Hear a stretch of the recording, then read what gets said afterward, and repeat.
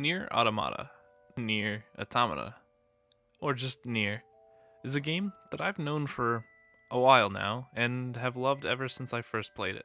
But why did this game, that on the outside just looks like a simple hack and slash JRPG, catch my attention and hold it for so long that I'm talking about it now in 2020, a little over 3 years since it's released?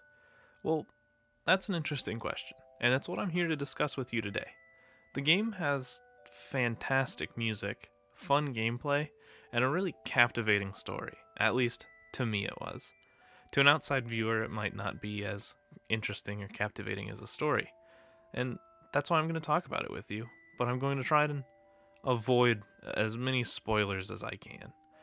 Before I go into detail about the story of the game, let me tell a story of my acquisition of the game. It was about 2 weeks before my 17th birthday, and in the United States, you have to be 17 to in order to purchase games that are rated M or mature. And I drove to the GameStop, the local GameStop, a good only like 15 or 20 minutes away from my house, and I whipped out the game, set it on the counter, and they asked for my driver's license and told me I was too young to purchase the game. So, kind of upset, I drove to the Walmart that was only 5 minutes from the GameStop, and I tried the same thing, whipped the game on the counter. They asked for my driver's license, I told them I'm not 17, and I drove home.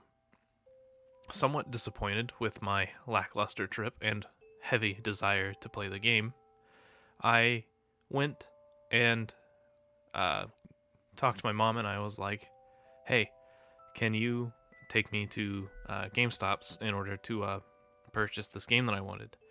And as expected, she was not exactly willing to, because, you know, I was supposed to get the game myself, and I mean, honestly, I could have just waited 2 weeks and got the game myself. But I talked her into it, and we drove to the GameStop, and I got the game without a problem.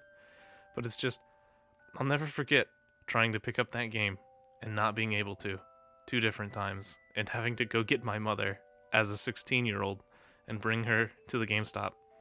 And I felt so embarrassed having to walk in with my mother to get a game. So that's my story. But what about the story of the game? The story follows two robots, 2B and 9S. I call them robots, but they're actually androids, created by the humans who now live on the moon. They moved to the moon to get away from the alien invasion, whom were using robots to attack them. And the android's job is to remove all robot life from Earth and make it habitable for the humans again, and to fight and destroy the aliens so that they never attack again. The story opens up with the player, as 2B, going to destroy a Goliath-class enemy. In my opinion, a reference to David and Goliath, which there are biblical references spiced into this game quite a bit, quite surprisingly. I'm not sure how well they tie into each other, but they're there regardless. And as you go, the squadron with 2B gets annihilated, and you end up being a solo unit, accompanied by 9S, who assists you. After this first mission is complete, the game follows 9S and 2B and their other missions and other assignments, and different things that happen to them as they travel together, and the different things that they learn. Some of these things being incredibly important for their future decisions, and some of them not so much. That's about as much of the story as I'm going to give, as it's about as much of the story as I know how to give without giving away spoilers or listing off important events that happen throughout the game. But an obviously important question is, how does the game play? Well, it plays like just about any hack and slash JRPG would, as you expect. You get experience from kills and you level up and become stronger. But one thing that I was caught off guard by the first time I played it was the plug-in chip system that allow you to take different attributes, such as healing on kills or just general lifesteal, and kind of just take them and just plug them into the back of your head, I guess. And then you have this ability. And This really does change how the game is played, because you can do what I do, which is a more damage and healing on kill focus, or you can kind of do a more defensive focus and allow 2B to be able to dodge longer distances or have better projectile protection with the ability that's time slows down if a projectile gets too close to you. And there's even an ending tied to the plugin chips, where if you pull out 2B's operating system, or whichever character you happen to be playing at that moment, you get a credit screen, as there's no operating system for their consciousness to run on anymore. And that's the progression system. But how does the game play? Well, it plays exactly how you'd expect.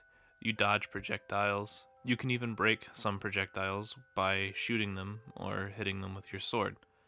2B's combat functions like this: you have two weapons of any of the categories that you so choose to put into both of these slots, and she utilizes both of them, having different combos with different types of weapons, such as the bracers, or basically just the fists, with a short sword, have different combos than bracers paired up with a longsword, and so forth when you switch to spears with other combinations.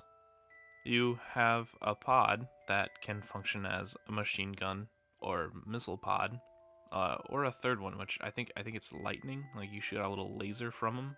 That's just a constant beam, and it has a secondary ability that can be anything from different types of damage, shielding, or a huge laser, or spears that come out of the ground. Something for everyone's use as they travel as 2B and do these different missions. Now, my personal favorite aspect of just about every game that I've ever touched is the music. Music is what makes or breaks a gaming experience for me. That's just the way I personally see it. NieR Automata's music accompanies the scenes that you see almost perfectly. The music that plays in the desert, all the way to the music that plays during different specific scenes, to the music that plays in the ruined city. All of the music fits the scene that you're seeing and everything that happens in the area perfectly. For example, the song Memories of Dust that plays while you're in the desert area gives you this sense of exploration and this desire to explore the area and learn what may or may not have happened in this area.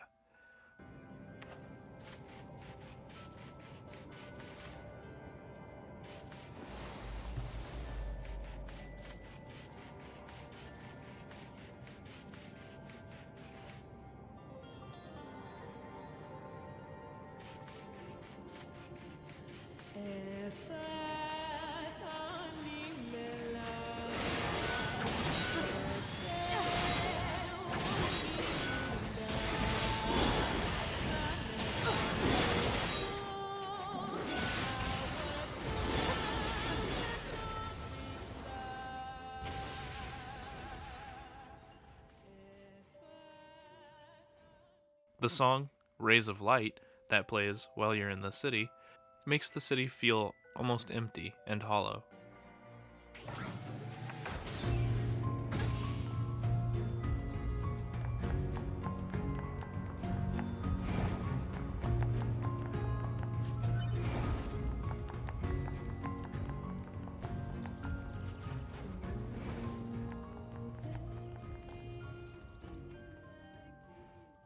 There's a song called The Copied City that plays during a pretty crucial part of the story, and I therefore cannot talk too much about it, but it's an amazing piece that really conveys the feeling that you feel during this part of the game in just such an amazing way. Just about any time there's a scene going on or a cutscene in the game, the music accompanies it in such a perfect way that it really makes the game come to life. And without the music, I'm not sure I would have loved this game as much as I do. So, do I think NieR Automata is a game worth playing? Yes. It's an amazing game. A game that I personally will never forget. And I find myself going back and listening to the songs from the game on a regular basis. Especially the song Weight of the World. which I would not look up or listen to until you've played and finished the game, as it's the song that plays during the credits, and it's one of the few songs that's actually in English. So if you've never heard of NieR Automata, or you've been on the fence about purchasing it, then just know that this game has the Dawg's approval.